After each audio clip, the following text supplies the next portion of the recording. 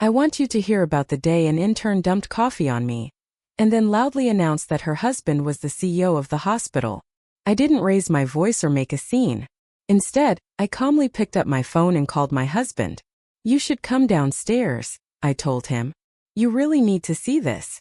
Your new wife just threw coffee on me. Earlier that day, a massive Boeing 787 came down hard on the runway at JFK after more than 12 straight hours in the air from Frankfurt. As the engines finally quieted, the business class cabin settled into an almost eerie calm. I shut the book I'd been reading, smoothed out the wrinkles in my pants, and pulled my carry-on from the overhead bin as I made my way off the plane and down the jet bridge. The second I stepped outside, the thick New York summer air hit me square in the face. It was humid, loud, and smelled like concrete, traffic, and life. That gritty scent of the city always feels familiar. And if you've been gone long enough, it almost feels like home. My name is Katherine Hayes and I'm 32 years old. From the outside looking in, people think I've got everything anyone could want. I'm the sole heiress of my late father, the former chairman of Apex Medical Group, and I hold a controlling 60% stake in one of the largest private hospital systems in the country. On paper, I have the final say in everything that matters. What people don't see is how heavy that title really is. When my father passed suddenly after a brutal illness, all of it landed on my shoulders at once. Since then, I've had to deal with a boardroom full of sharp, old money shareholders while still trying to hold together something that looks like a normal family life. That's why I just spent exactly 1 month in Germany. I personally toured factory after factory, negotiating contracts to purchase a full fleet of cutting-edge medical equipment for our flagship hospital. Technically, that job should have belonged to my husband, Mark Thompson, who currently sat in the CEO's chair. But I knew better. Mark is good-looking, charming, and great at working a room. He's a natural when it comes to small talk and networking. But once negotiations get technical, or worse, involve another language, he's completely outmatched. English negotiations were already tough for him. German didn't stand a chance. Because I loved him, and because I wanted to protect his standing with a demanding board, I agreed to stay in the background. Officially, I was the chief strategy officer. In reality, I was the one clearing every obstacle, handling every detail, and making sure everything ran smoothly so he could take the credit and look good doing it. When I landed, a sleek black town car was waiting at the VIP terminal. It moved quietly across the Whitestone Bridge and into Manhattan. I didn't head home. Not yet. First, I wanted to report directly to the board. More than that, I wanted to see with my own eyes how Mark had been running the hospital while I was gone. Apex University Hospital stood tall on the Upper East Side, rising from some of the most valuable land in the city. The 20-story building, all blue-tinted glass, reflected the afternoon sun like a monument. It was the final result of my father's life's work. As I looked at the polished sign and the stylized cross logo, pride welled up inside me, mixed with a strange, uneasy feeling I couldn't quite explain. I told the driver to let me out at the main entrance. Instead of using the private executive entry, I decided to pull my own suitcase through the lobby. I wanted to experience the hospital the way regular people did, to hear the real sounds and feel the real atmosphere. Not the sanitized version shown in boardroom slides. The lobby was packed. The PA system chimed out patient numbers. Families whispered anxiously. Doctors and nurses hurried past, their footsteps blending into the familiar chaos of a working hospital. The air was cool and smelled faintly of antiseptic. I stood off to the side near reception, adjusting the lapels of my white pantsuit, planning to watch for a moment before heading up to the 5th floor to surprise Mark. That's when I saw it. Right where the main corridors crossed, a tall man in white scrubs was kneeling on the cold marble floor. It was Dr. David Chen, head of cardiology, my old friend from medical school and easily the most valuable doctor in the building. A middle-aged man had collapsed from a hypoglycemic episode, and David was performing CPR without hesitation. Sweat rolled down David's broad forehead, dripping from his nose onto the floor. His movements were fast, confident, and precise, but there was a gentleness to them too. "Give him some space," he ordered, his deep voice carrying through the lobby. "Let the man breathe. Nurse, I need a glucose meter and a glass of warm sugar water right now." I stood there silently watching. David hadn't changed in 15 years. He was always the same, brilliant, steady, and never interested in fame or money. When my father died, David stayed by the casket for 3 straight days, handling everything quietly and perfectly, while Mark was off entertaining foreign guests.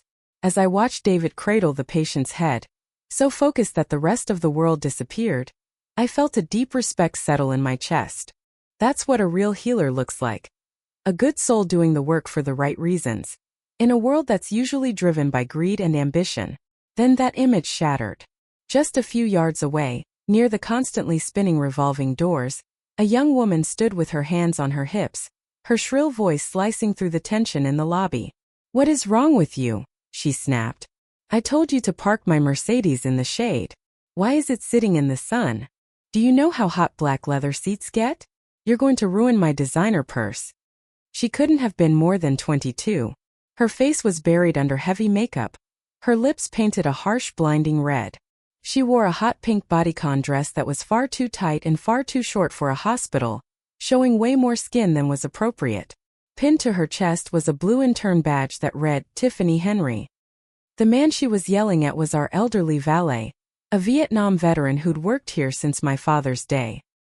His hair was snow white now, and he stood there with his head bowed, clearly shaken by the disrespect from a girl young enough to be his granddaughter. "I'm very sorry, miss," Henry said shakily. His voice trembled as he bowed his head. "It's been nonstop this morning, cars in and out. I just haven't gotten to it yet, but I'll move your car right away." Tiffany didn't slow down long enough to hear him finish. She stomped her heel against the marble floor in frustration. "Well, hurry up," she snapped.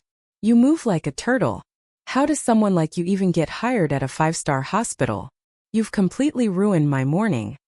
After tearing into the old man, she immediately reached into her designer bag and pulled out the newest iPhone. The second she flipped the camera to selfie mode, her entire personality shifted. The scowl vanished, replaced by an overly bright, syrupy smile as she began speaking to her screen. "Hey everyone. Good morning to all my amazing followers," she chirped. "Your girl Tiff had a little drama with some totally incompetent staff today, but whatever. For the sake of public health, I've got to stay positive and cute. Show me some love, guys. Hit that heart and share the stream." I glanced down at my watch. It was 9:15 in the morning. Here stood an employee who was more than an hour late, dressed in clear violation of hospital policy, screaming at an elderly coworker, and broadcasting her personal meltdown live from the main lobby. I felt heat rush to my face, a dull throb forming at my temple. Was this really the standard Mark had promised me he'd enforce? Was this what had become of the culture my father and I had fought so hard to build? The contrast was impossible to ignore. Just feet away, David was on his knees, drenched in sweat as he worked to save a man's life. And here was this shallow intern, turning the hospital into a stage for social media attention. I squeezed the handle of my suitcase, took a slow breath, and forced myself back into the calm mindset of a leader before walking toward the entrance. I stopped beside Henry and placed a reassuring hand on his shoulder. He startled, then looked up, his tired eyes widening when he recognized me. He started to speak, ready to address me as chairwoman, but I gently raised a finger to my lips. I didn't want my identity known yet. I wanted to see where this would go. I turned to Tiffany, who was still busy pouting and posing for her phone. "Excuse me," I said evenly, my voice quiet but firm. "This is a hospital. It's a place for healing, not a runway or a street market where you shout at your elders. The workday starts at 8 o'clock. It's past 9. You're late and you're causing a disturbance." Pulled out of her fantasy world of digital hearts and compliments, Tiffany dropped her phone slightly and scowled. Her eyes swept over me from head to toe with open disdain. I was dressed simply in a white pantsuit, no flashy jewelry, and after a 12-hour flight, I looked tired and barefaced. To her, I was probably just another nobody, a patient's relative or some uptight woman she could dismiss. "And who exactly are you?" she sneered. "This doesn't concern you. I'm disciplining my employee. If you don't have anything better to do, go sit down somewhere and stop interfering. I'm busy talking to my fans." She shoved the phone back up, nearly into my face, her voice turning shrill and cruel. "Look at this, everyone. My day's already been ruined by some bitter old hag. Probably got dumped by her husband and now she's taking it out on me. Her life's a mess, so she comes here to start trouble. Poor little Tiffany, getting bullied at work. Her arrogance left me stunned. I had originally planned to give her a warning and let HR handle the rest. But this crossed a line. Put the phone down. Now, I said quietly, my voice low and firm as I held her gaze. You are violating hospital policy and disrespecting the dignity of others. If you continue filming and insulting people, I will call security and file a formal complaint. Oh, are you threatening me? She shot back, her eyes widening as her mouth twisted into a nasty smile. Then she did something I never could have predicted. Still holding a half-full iced coffee, she pretended to stumble as she turned. In reality, she slammed directly into me. The cup tipped and the cold dark liquid poured all over my white suit. Coffee soaked through the fabric and splashed onto the floor, pooling at my feet. The sudden chill made me shudder, and the sharp smell filled the air. That suit had been a gift from my father on his last birthday. Now it was ruined by a deliberate, petty act. Before I could even speak, Tiffany let out a dramatic wail. Her fake sobbing echoed across the lobby, drowning out the PA system and drawing everyone's attention. Oh my God!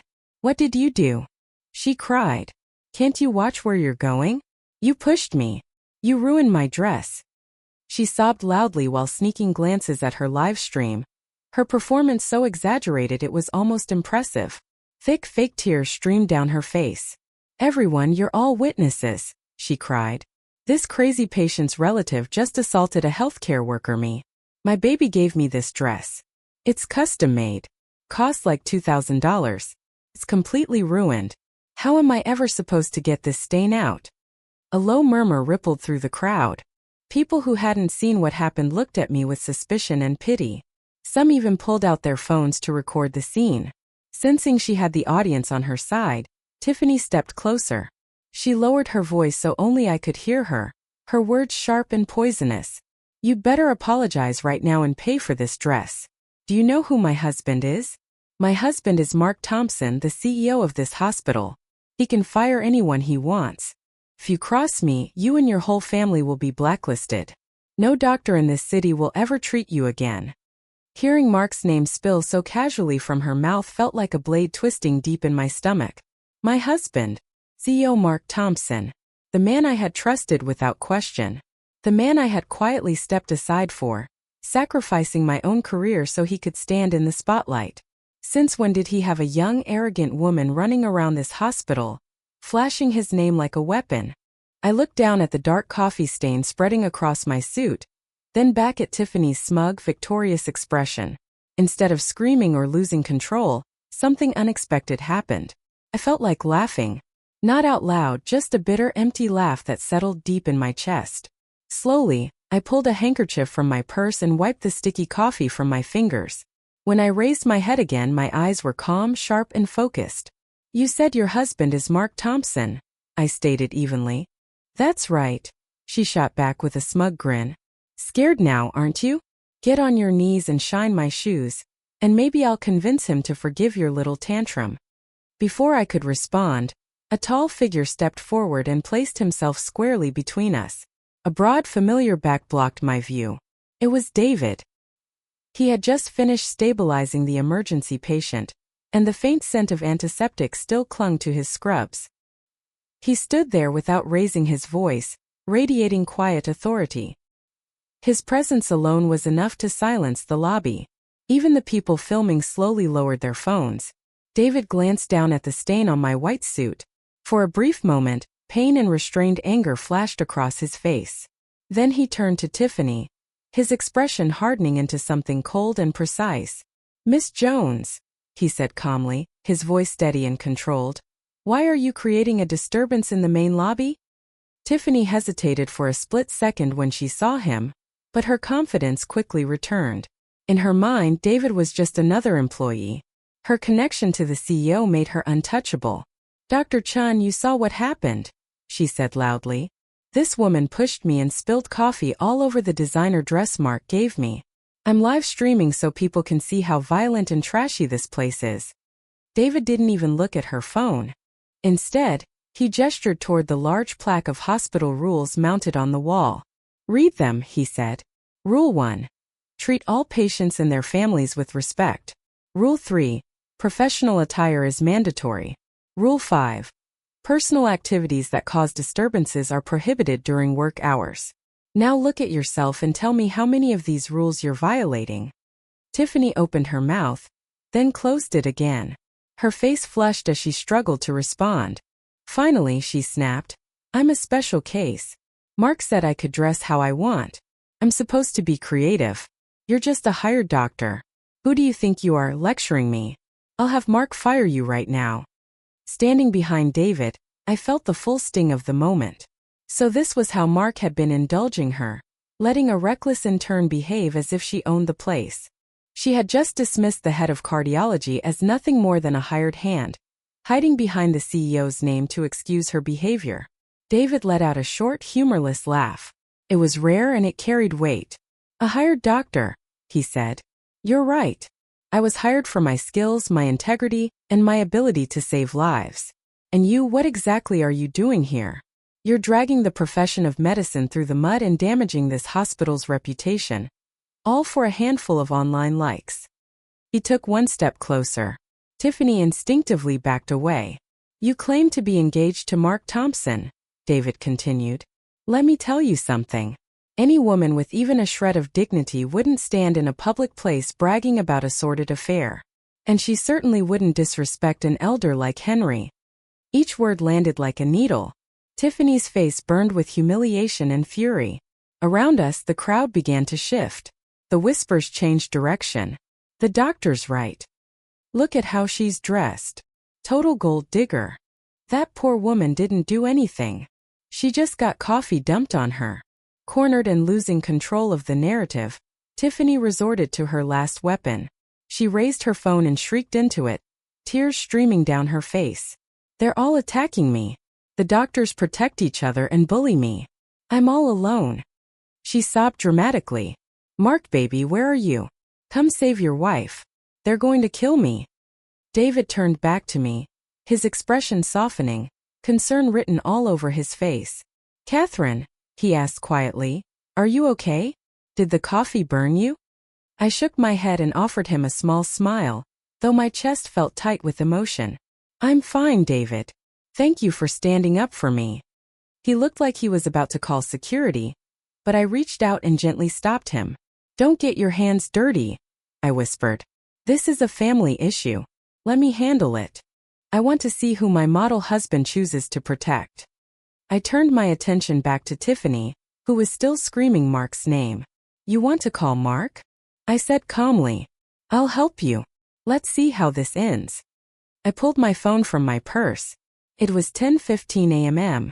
According to the schedule my assistant had sent me, Mark was in a high-level meeting with the Department of Health and investors from Singapore, locked away in the VIP conference room on the 5th floor.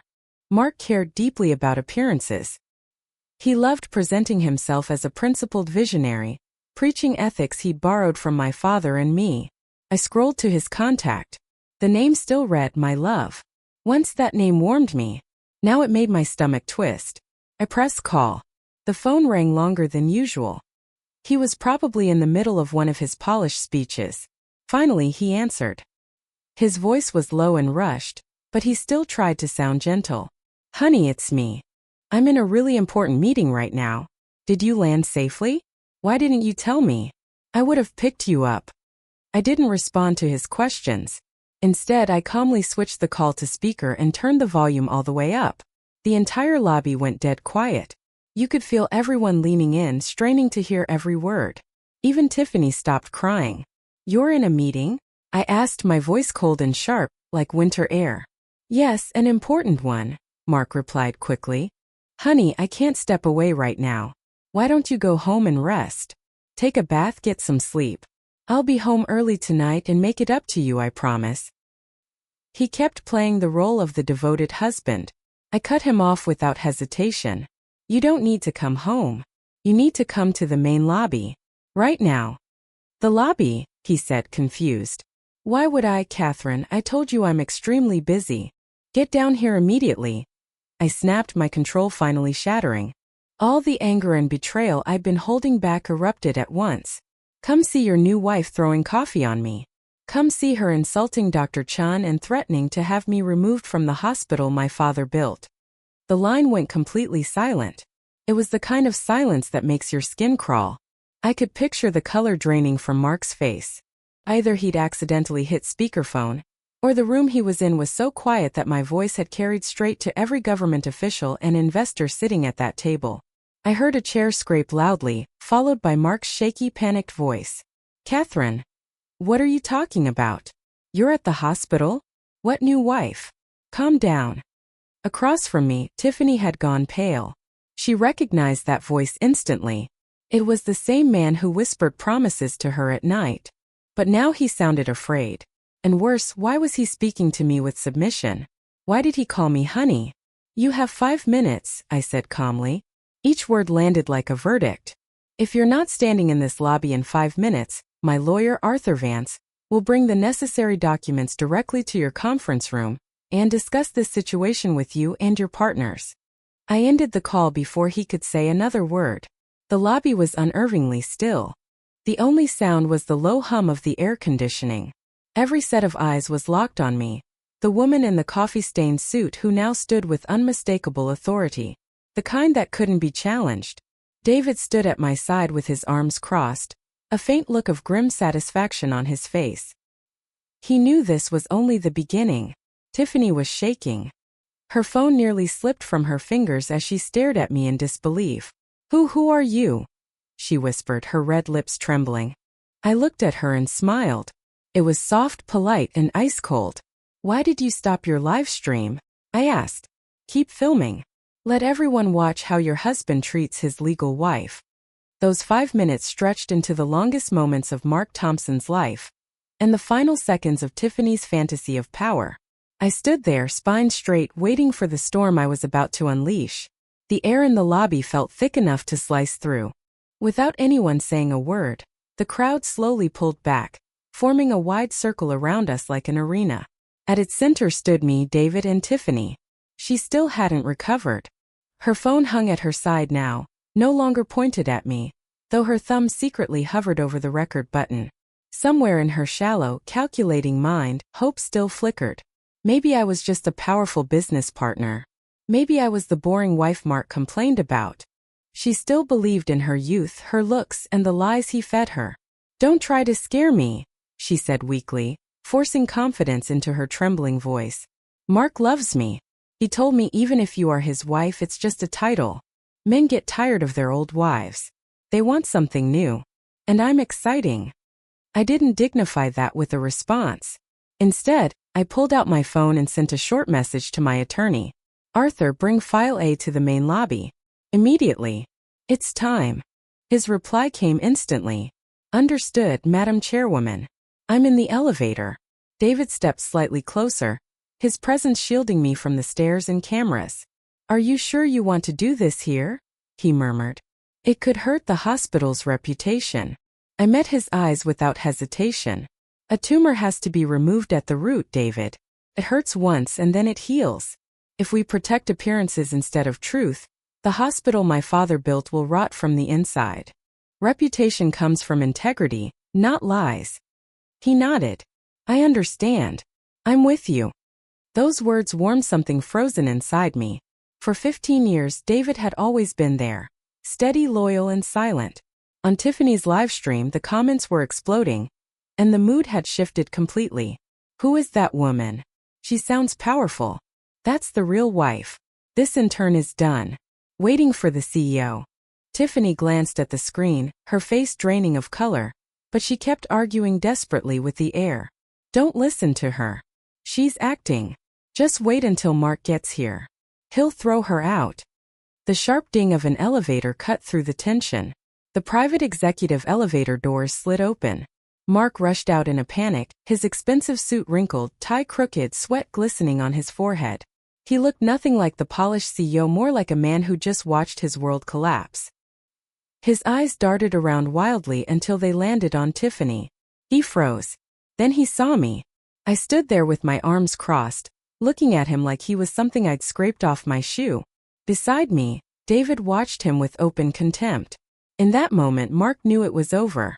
Tiffany lunged toward him like a drowning woman grabbing driftwood. All her fake pride vanished as she clung to his arm, her voice turning whiny and desperate.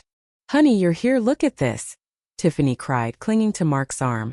"This crazy woman and that loser doctor were ganging up on me.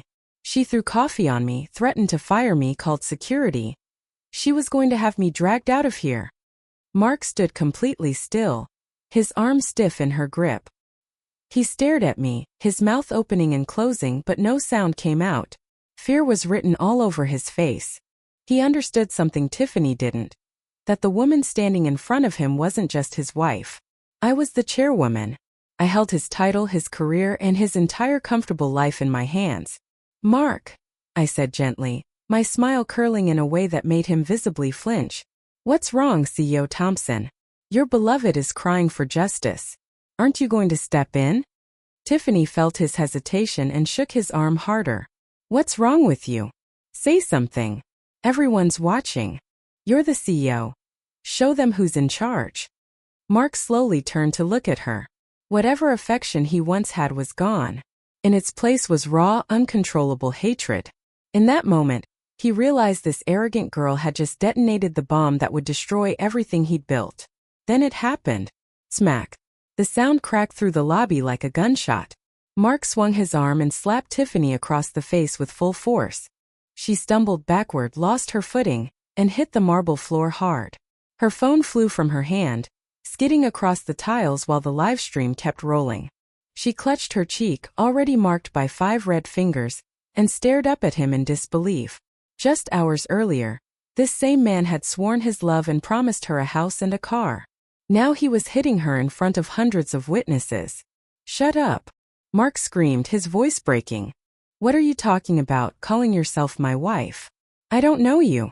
You're insane. Stop lying." A collective gasp rippled through the lobby. The reversal was violent, sudden, and painfully transparent. Mark spun back toward me, his rage evaporating instantly. His posture collapsed. He clasped his hands together, his voice shaking as he pleaded. "Katherine, honey, please let me explain. I have no idea who this woman is. She's probably some obsessed fan or a delusional attention seeker. You're my only wife. You have to believe me." Watching him grovel made my stomach turn. This was a man who refused responsibility, who would throw anyone under the bus to save himself without hesitation. On the floor, Tiffany finally snapped. The slap hurt, but the humiliation hurt far worse. Realizing she'd been used and discarded, her fury exploded. "You hit me," she screamed. "You don't know me? Then who was in my bed at the Mandarin Oriental last night? Who signed the papers for the condo in Hudson Yards in my name? You've been sleeping with me for months, and now that your rich wife is here, you pretend I don't exist?" Her words hit Mark like ice water. Any chance of denial vanished. The phone on the floor captured everything. Every word, every expression, and broadcast it live. "Shut up." Mark lunged toward her, but David moved faster. He stepped in, grabbed Mark by the shoulder, and shoved him back. Years of discipline and strength easily overpowered a man softened by excess. "That's enough," David said coldly. "Stop humiliating yourself.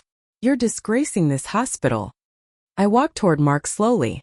The click of my heels against the marble echoed like a judge's gavel. I stopped directly in front of him and met his eyes.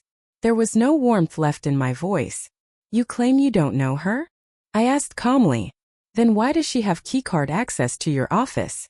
And why did her account receive a $2 million transfer from your offshore account last month?" Mark's eyes widened in pure terror. He never imagined I knew about that money, the funds he'd siphoned from the MRI procurement project and hidden behind shell companies. I don't know what you're talking about," he stammered, still trying to lie. At that moment, Arthur Vance stepped out of the crowd holding a thick file. He came to my side, bowed slightly, and placed it in my hands. "Madam Chairwoman," he said clearly, "these are the complete bank statements, the condo purchase contract in Tiffany Jones's name, and the Mandarin Oriental security footage from the past 3 months. All legally obtained." I dropped the file at Mark's feet. Papers scattered across the floor, exposing everything. "Read it," I ordered. "Read it and see exactly what you've been doing behind my back." Mark stared at the documents, his face drained of color. He knew it was over. His legs gave out, and he collapsed to his knees, grabbing the hem of my suit. "Katherine," he begged, sobbing openly. "I was wrong. I made a terrible mistake. Please, for our 10 years of marriage, forgive me. Just this once. I'll leave her. I'll do anything. I'll be your slave. Please." The sight of the hospital's CO kneeling and crying sent another shockwave through the lobby. So she really is the chairwoman. She went undercover. This is better than a movie. He deserves it. Cheating and embezzling trash. Tiffany sat slumped against the wall, staring blankly as the man she thought would give her a luxury life begged at my feet. She finally understood her dream was dead, and that legal consequences were coming. I looked down at Mark without a shred of sympathy. "Our 10 years of marriage?" I said flatly. "When you stole money meant to save lives to buy your mistress a condo, did you think of our marriage? When you let her insult me and my employees, did you think of our marriage?" I pulled my leg free from his grasp and turned to face the gathered staff in patience. I raised my voice, clear and commanding, cutting through the stunned silence of the lobby. "I am Katherine Hayes, chairwoman of the board of Apex Medical Group. Effective immediately, Mr. Mark Thompson is terminated from his position as CEO due to gross ethical violations and suspicion of felony embezzlement. Any decisions made by him from this moment on are null and void." The words hit like a sledgehammer. Mark Thompson's last shreds of dignity shattered instantly.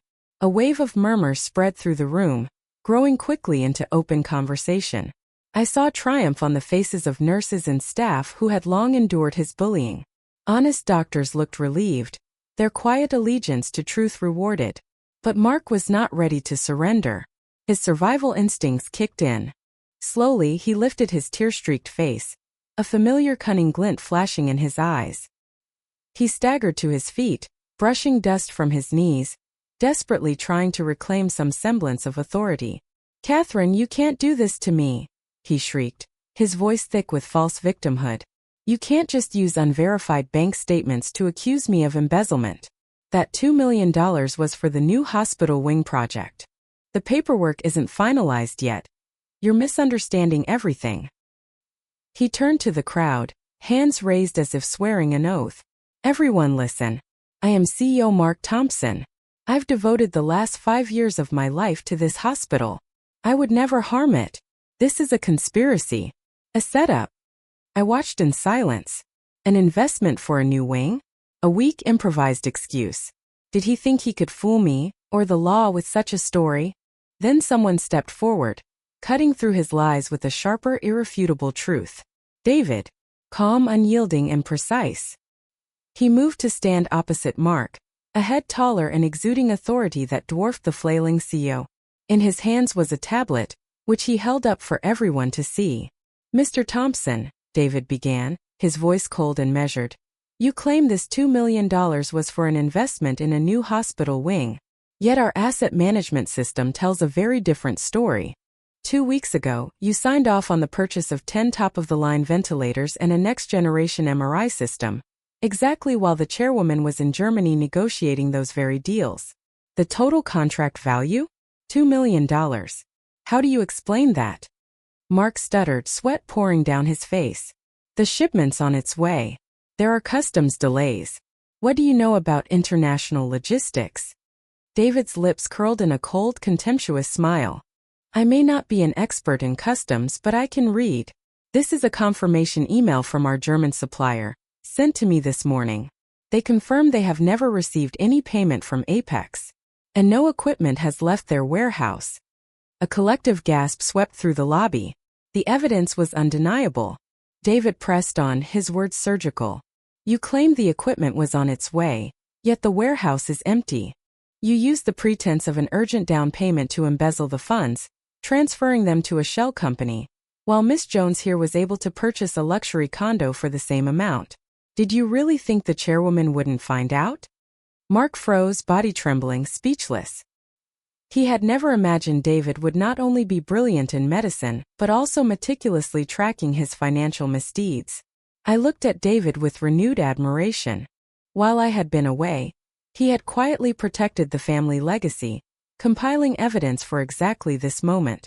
David turned to me, firm and unwavering. Madam Chairwoman, as head of cardiology and a member of the medical board, I can confirm that this missing equipment has already harmed patient care. Mr. Thompson's actions are not only embezzlement, they are a direct threat to our patients' lives. This is unforgivable. That was the final blow. Mark sank to the floor vacant-eyed, all fight gone. The lobby now felt like a courtroom, and the truth lay bare for all to see. I stepped up onto the small platform at the reception desk and took the microphone from a trembling receptionist. My voice echoed across the large space. To all staff, patients, and guests present today, what happened here is a source of profound shame for Apex University Hospital. On behalf of the board, I offer my sincerest apologies for this disgraceful scene.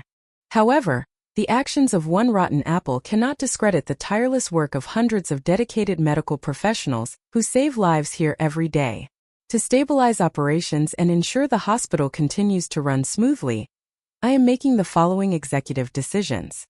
I pointed at Mark, still crumpled on the floor. First, Mr. Mark Thompson is terminated from all titles and responsibilities. Our legal department will cooperate fully with the district attorney to prosecute him for embezzlement and investigate his past actions. Security, please escort him off the premises. 2 large security guards moved in immediately, lifting Mark to his feet. He offered no resistance, head bowed in shame, while the crowd whispered their contempt. The once dashing CEO now looked like a common criminal. Second, I continued, my tone softening slightly with measured respect, the CEO position cannot remain vacant. We need a leader with integrity, skill, and compassion to guide this hospital through the challenges ahead. That person, I announced, my voice ringing with authority, is the man who stood up for what was right today. I turned to David, gesturing toward him with a proud smile. I am honored to appoint Dr. David Chen as the interim chief executive officer of Apex University Hospital, effective immediately. With his skill, integrity, and moral compass, I am confident he will restore this hospital to its rightful place. David looked momentarily taken aback by the sudden decision, but he quickly regained his composure. He stepped onto the platform beside me and bowed to the crowd. Immediately, a roar of applause erupted, first from the junior doctors and nurses, then spreading to department heads and even patients' families. The ovation was not only for David, it was a collective endorsement of justice, a recognition that the right choice had been made. David's eyes met mine, full of gratitude and determination. He picked up the microphone and spoke, his voice calm but commanding. Thank you for your trust. I promise to do everything in my power to create a healthcare environment that is transparent, ethical, and always puts patients first. Thank you. While Mark was being led away and David celebrated, one loose end remained.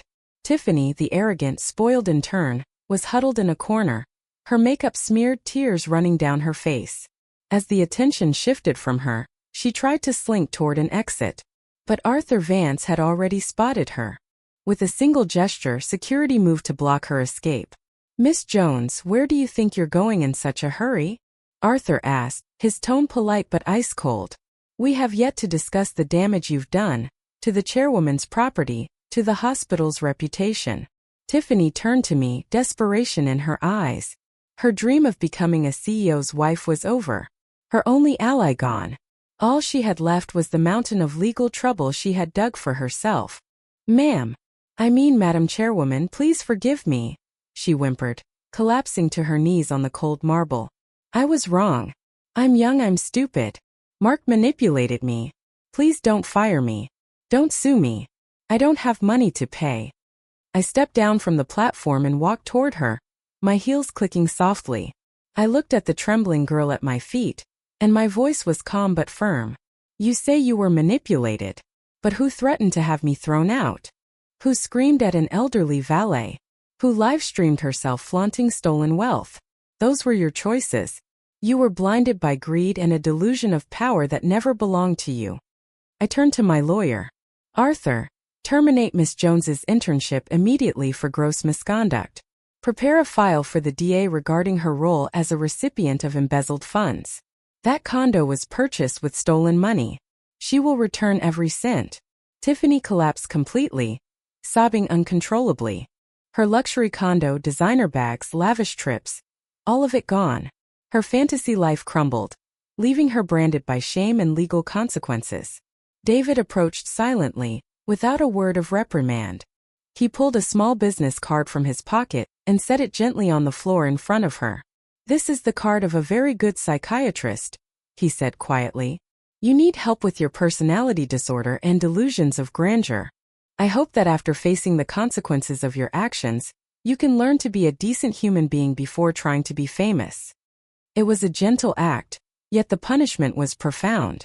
It stripped her of the last shred of pride, exposing her as not just a criminal, but someone deeply broken. 2 security guards then lifted Tiffany to her feet and escorted her out. Her cries faded behind the glass doors, and the lobby slowly returned to its normal rhythm. The automated PA chimed, as if nothing had happened. I leaned against the reception desk, exhaustion finally crashing over me. The adrenaline had ebbed, leaving a deep bone-weary fatigue. I had endured a long flight, an emotional shock, and a tense confrontation. I had won, but my heart ached. What was this victory worth, when the man I once loved was revealed as such a monster? The family I had fought to protect was officially broken. David came over, a bottle of water in hand. He offered it to me silently, positioning himself so the sunlight wouldn't hit my face. "Drink some water, Katherine," he said softly. "You did well today. Your father would be so proud of you." I took a small sip, the cool water soothing my parched throat and dulling some of the bitterness in my soul. I looked up at him, my eyes stinging. "David, I'm so tired. I thought I was strong, but this hurts more than I imagined." He placed a steady, comforting hand on my shoulder. "Of course it hurts. You're human, not steel. But you faced it, you removed the cancer, and now it's time to heal. I've got things under control here. Go home and rest." I nodded weakly, knowing I needed to go home, but not for rest. A new battle awaited, the divorce. Arthur Vance approached, holding the file with a respectful bow. "Madam Chairwoman, I've drafted the divorce petition. With evidence of infidelity and embezzlement, the court will grant it swiftly. Shall we proceed with your signature?" I inhaled deeply, steeling myself. "Give me the pen." With a firm, unwavering stroke, I signed my name. That signature ended 10 years of my life, destroyed the illusion of a happy family, and opened the door to a new chapter. "Arthur, begin the proceedings immediately. Freeze all joint assets. I don't want him to touch another cent. He leaves with nothing but the clothes on his back." "Yes, Madam Chairwoman," Arthur said, taking the petition with deep respect. I turned to David, offering a small, weary smile. "Thank you, David. I don't know what I would have done without you today." He returned a warm, reassuring smile. "Don't be a stranger. In his final days, your father realized what Mark truly was, but it was too late. He made me promise I would always watch out for you. A man keeps his word." I stared into his eyes and for the first time in years, really saw the depth of his feeling. Not just friendship, but a steady, quiet affection I'd completely overlooked. Still, this wasn't the moment to dwell on that. I needed time to heal, and he understood. I grabbed my suitcase and stepped out of the hospital. The afternoon sun stretched my shadow long across the pavement. I walked tall, leaving the wreckage of my past behind me. Ahead was a future full of obstacles, yes, but also of hope. And for the first time in a long time, I knew I wouldn't be facing it alone. The calm that settled over the hospital lobby was nothing more than the lull before the storm.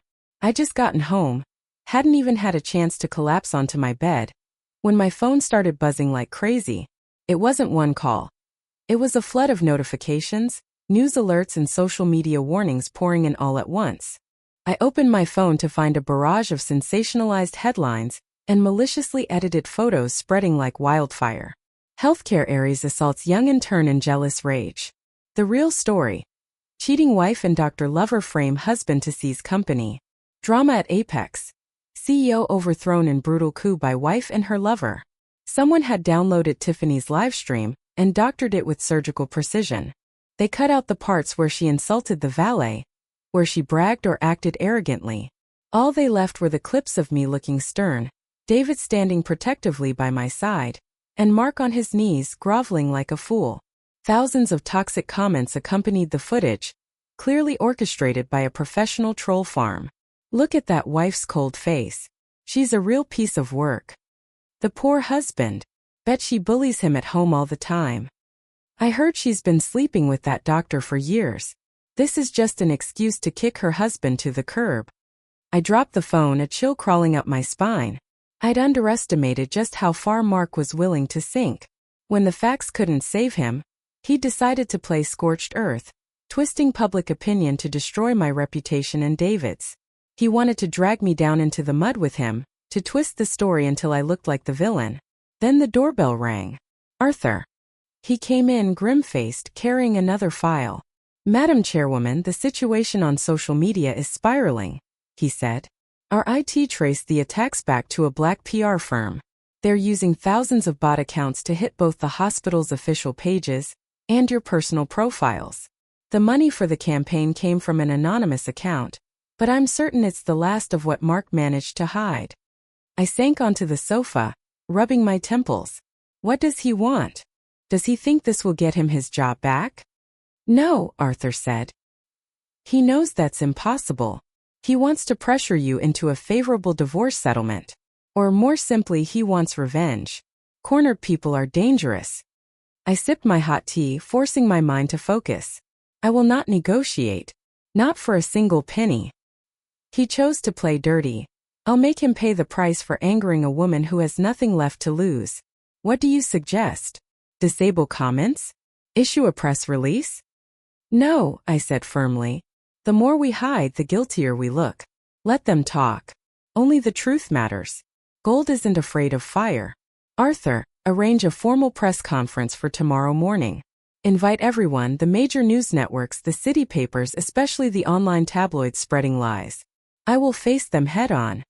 Arthur nodded, admiration clear in his eyes. Understood. I'll make the arrangements immediately. That night sleep was impossible.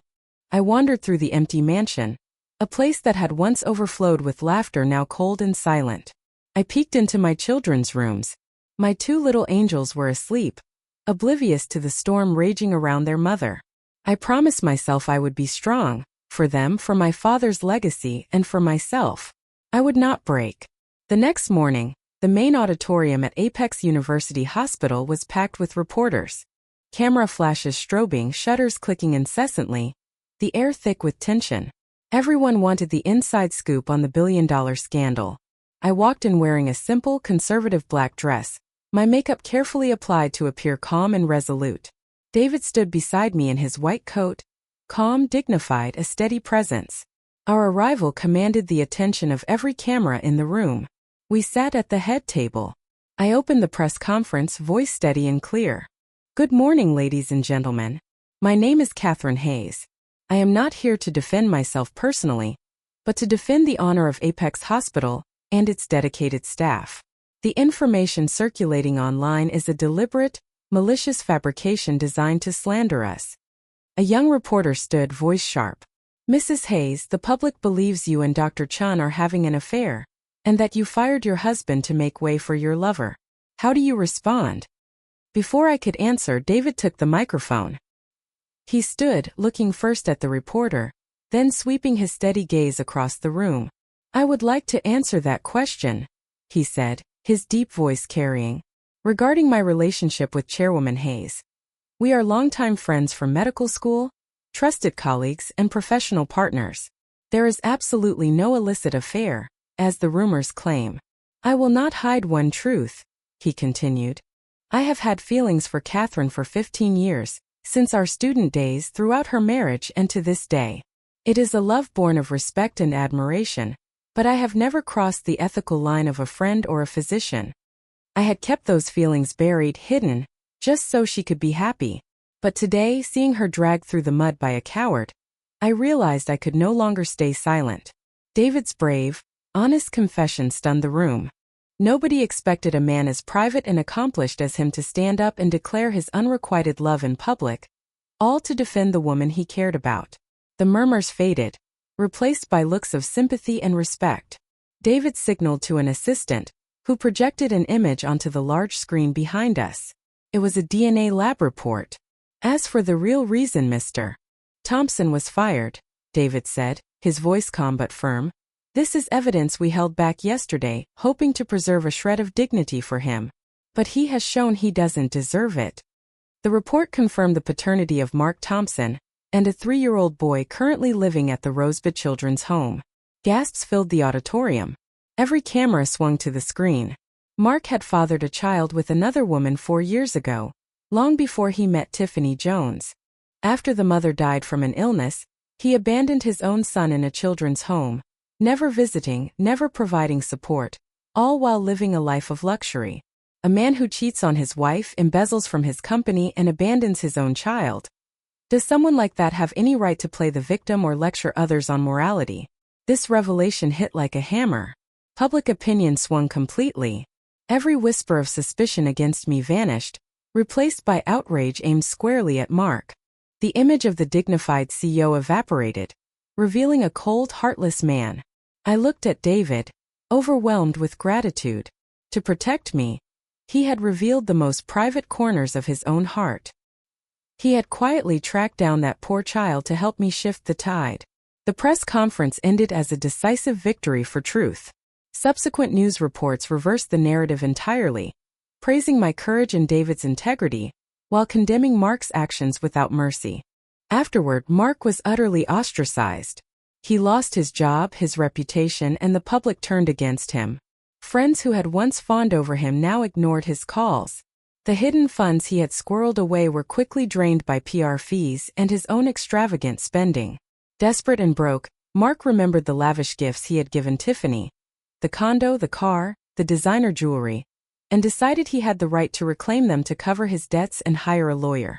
Drunk and enraged, he showed up at her condo, the one my lawyers had put a lien on but not yet seized, banging on the door. Tiffany opened it, her expression not soft or welcoming, but full of contempt. She was ruined too, fired, broke, humiliated. "What are you doing here?" she sneered. "Come to leech off me? I'm about to be on the street myself. Give me back the car keys, the jewelry I gave you." Mark yelled, storming inside. "Your money." Tiffany laughed, sharp and mocking. "That's the money you stole from the hospital. It's evidence now. Did you think I'd keep it and go to jail with you? I sold it all to pay my fines and legal fees." Mark snapped. He lunged at Tiffany, but this time she fought back. She scratched, bit, and clawed at him like a cornered animal. "You pathetic loser. You hit me again, I swear I'll kill you," she screamed. A brutal brawl erupted. Furniture smashed, shouting echoed through the hallway, and neighbors called the police. When the NYPD arrived, they found a pathetic scene. Mark and Tiffany, clothes torn, faces bruised, struggling on a floor littered with broken glass. Both were arrested for disorderly conduct and assault. The next day, photos of Mark in handcuffs, face swollen, sitting beside a disheveled Tiffany appeared online. The headline read, "Bitter End. Disgraced CEO and mistress brawl over stolen fortune." Reading the news, I felt no satisfaction, only a deep, sorrowful pity for lives ruined by greed. A month later, the divorce proceedings began. Mark sat across from me in court, flanked by a state-appointed public defender. He looked 10 years older, streaked with gray. The judge reviewed the mountain of evidence against him. He pled guilty to everything. He knew there was no hope. When the judge granted me sole custody of our children, Mark finally broke down, sobbing. Perhaps the last shred of humanity in him had surfaced. As he was led away to face his criminal trial, he leaned toward me and whispered, "I'm sorry, Katherine. I didn't answer." An apology now meant nothing. I turned toward the sunlit courthouse doors. David was waiting outside, his warm smile a quiet promise. Overhead, the New York sky shone brilliantly, a clear blue heralding a fresh start. In the aftermath, I poured every ounce of energy into rebuilding Apex. With David as CEO, we cleansed the corruption Mark had left behind and restored the hospital's mission. Apex not only recovered, it thrived, becoming a beacon of medical excellence and integrity. Mark was sentenced to 20 years in federal prison for embezzlement. Tiffany, I heard, ended up working at a rundown convenience store in a small Midwestern town, her dreams of fame and fortune reduced to the quiet beep of a cash register. 1 year later, on a crisp autumn evening, David took me to a quiet restaurant overlooking the Hudson River. After dinner, he slid a small, elegantly wrapped box across the table. Inside was not a diamond ring, but a stunning crystal model of a human heart. "Katherine," he said, voice thick with emotion spanning 16 years. "I'm a cardiologist. I've spent my life studying the heart, but the one heart I've never fully understood is yours. This crystal heart represents my feelings, transparent, unconditional, constant. I know you've been hurt, and your heart needs time to heal. Will you let me be your personal physician and care for your heart for the rest of your life?" Tears streamed down my face.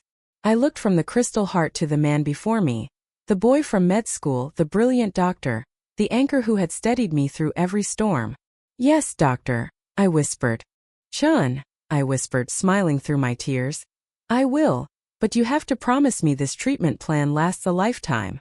5 years later, David and I stood side by side, cutting the ribbon for the new state-of-the-art Katherine Hayes wing at Apex University Hospital. It was a moment of pride, not just for the hospital, but for everything we had endured to get here. Later that afternoon, our little family, me, David, and my 2 children, who now lovingly called him Dad, strolled through the hospital gardens. My kids ran ahead, their laughter spilling into the warm air, chasing butterflies in sunlight. As we passed a side gate, my eyes caught someone across the street. A middle-aged man in tattered clothes, his hair stark white, face lined with hardship. It was Mark. Early release for good behavior hadn't given him anything. No family, no career, no home. He just stood there, silently watching, eyes full of regret. David squeezed my hand gently. "Do you want to talk to him?" I watched Mark for a long moment, feeling no anger, no hatred. Only quiet pity. The past was gone. Digging it up now would only disturb the peace we had fought so hard to build. "No," I said, turning to my family with a soft smile. "Let's go home. The kids are hungry." I took David's hand and without looking back, we walked toward the warm golden sunset. In that moment I understood something profound. The best revenge isn't to crush your enemies, but to build a life so full of light, love, and happiness that their darkness can no longer touch you. And I, Katherine Hayes, had done exactly that.